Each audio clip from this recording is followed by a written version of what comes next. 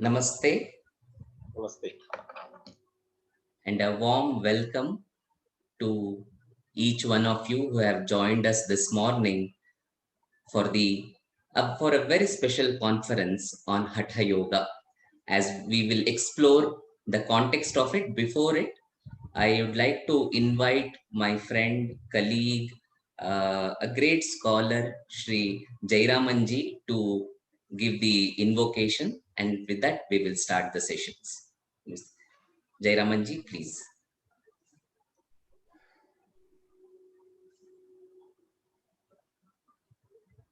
Om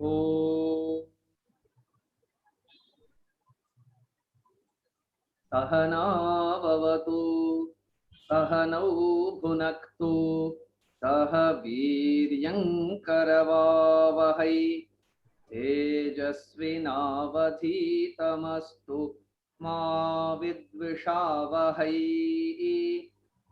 Om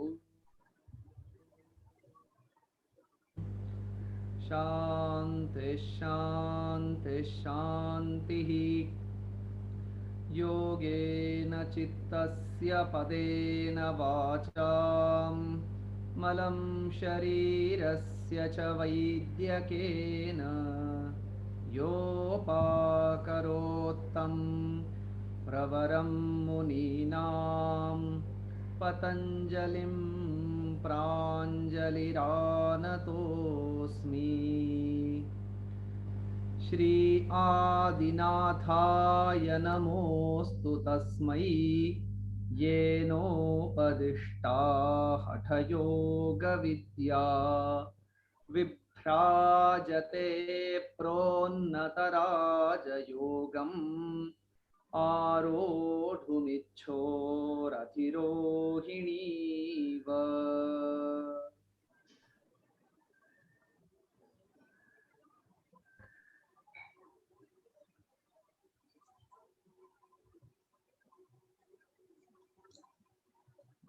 Thank you, Jairamanji. At the outset, I would like to once again welcome all our esteemed panelists, scholars, presenters who have joined us from across the world, and also the delegates who have joined us on this occasion on behalf of Indica Yoga, Indic Academy, and Krishnamacharya Yoga Mandiram. This is the second of the series of philosophy and praxis of yoga conferences that was initiated last year. The theme for last year was on authenticity. What is authenticity in the yoga tradition? What is authenticity in yoga practice? All the scholars who had assembled explored the element of authenticity in their own perspectives and in their own field of expertise related to yoga.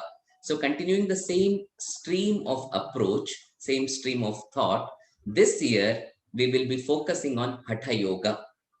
So, it might be a question as to why we picked up Hatha Yoga as the theme. So, I'll just present the context in a couple of minutes and then request Professor Nagaraj Paturi ji, the director of Indic Academy, to take us from that point onwards. Today, if we look at the world, in fact, the yoga world, what has touched and transformed the lives of people is the practices that emanate from predominantly from the Hatha Yoga tradition. The reason is that it is palpable. People can connect to it. It offers many unique things the current civilizational needs, I mean, as per the needs of the current people or the current generation. So it's easy to connect. Therefore, there is a lot of demand all over the world. But it's not just a sort of a fashion statement, but if you actually look at the tradition, it's quite old. And there are many unique things that it has to offer. And therefore, there is a requirement to revisit it once again in this backdrop. There are many scholars who opine that with the arrival of Hatha Yoga, human body acquired a special significance. Starting from the Tantra tradition, Hatha Yoga tradition, body acquired a special significance, and also it was a lot of experimentations in terms of how to transmutate the body to a divine material entity. So this was the experimentation and learning that unfolded with the arrival of Hatha Yoga. So starting from maybe 3rd, 4th century onwards, we see a new tradition taking a very concrete form and shape.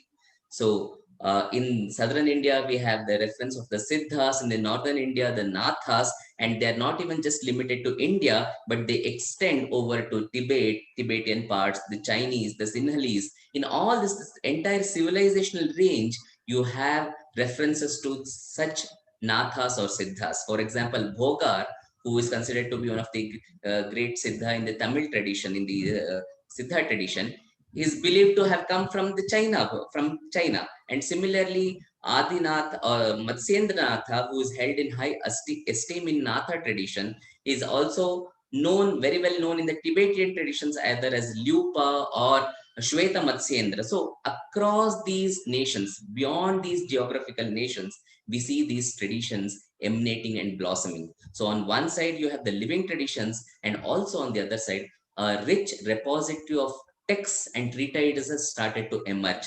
right from the 9th, 10th century onwards, starting from Amrita Siddhi or Goraksha Samhita or Dattatreya Samhita or Amaraga Pramodha or Hatha Yoga Pradipika or Yognya Yagnavalkya, up to 17th, 18th, 19th century, we see a huge expansion of texts that were written in the tradition. So on one side, we have living traditions and lineages. On the other side, we have a lot of texts. But yet, a lot remains cryptic even today. It's so difficult to understand unless we bring together the texts and the traditions. It would be to understand and to gain greater insight into these traditions, it would be difficult. And what challenges or what makes the situation even more complicated is many other new uh, perspectives and many new discourses that have come into the conversation on these traditions. For example, the colonial perspectives, which uses every point to deflect or distort or digress from the actual content. So that's a quite challenging situation too. So we have the ignorance of the tradition, we have ignorance of the text. Added to it is the colonial perspectives. All these have made our understanding of these a little difficult. Therefore, there is a need to revisit these and also bring in what we have taken upon ourselves as the approach of Indic Academy, Indica Yoga, is to bring in a scholar practitioner's perspective. Just a scholastic perspective or just a practitioner's perspective may not be able to comprehend the truth in all its completeness. Therefore, then there is a need to bring in a scholar practitioner's perspective, and therefore we have this conference, this series of conference that were started since last year. And in this line, we have this particular conference on Hatha Yoga, unraveling texts and traditions, and we have an excellent lineup of presenter scholars.